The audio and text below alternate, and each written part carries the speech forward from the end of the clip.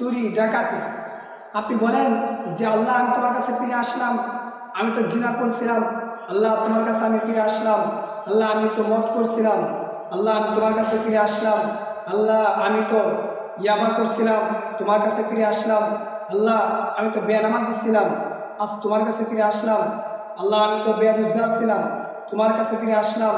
আল্লাহ দুনিয়ার মধ্যে এমন কোনো পাপ নাই যে পাপগুলো আমি করি নাই।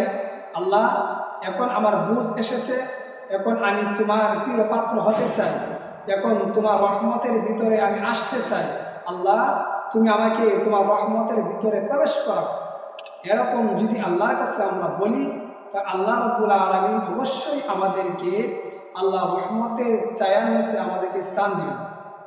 কিন্তু আমরা দেখেন আফসোস, মদ কাটছে আল্লাহর কাছে আসে না, জিনা করতেছে আল্লাহর কাছে ক্ষমা চাই না, ইয়াবা কাটছে আল্লাহর কাছে ক্ষমা চাচ্ছে না, বেনামাজি হচ্ছে বেরোজগারি থেকে যাচ্ছে, সুদই কাটছে, ঘুষই কাটছে, তার পরিত্রাণের কোনো ব্যবস্থা করে না। আপনি চিন্তা করেন, এই অবস্থায় যদি আপনার মৃত্যু হয় তাহলে আপনার স্থানটা কোথায় হবে?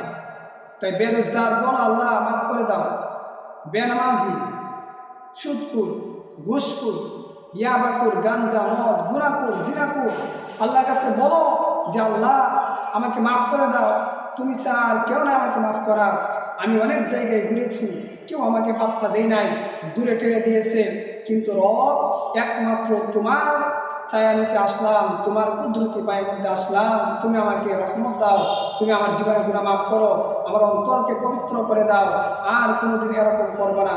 দেখবেন আল্লাহ রাব্বুল আলামিন আপনাকে চমকিয়ে দিবেন, আপনাকে সারা দুনিয়ার মধ্যে এরকম একজন বান্দা বানাবেন, মানুষ আপনাকে দেখো আফসোস করবে, হাই অমুক বান্দা কিভাবে পরিবর্তন হলো। আপনার পিছনে তারা লেগে যাবে যে ওই বান্দাটা আল্লাহর কাছে কিভাবে প্রিয় পাত্র হয়ে গেল, তার অনুসরণ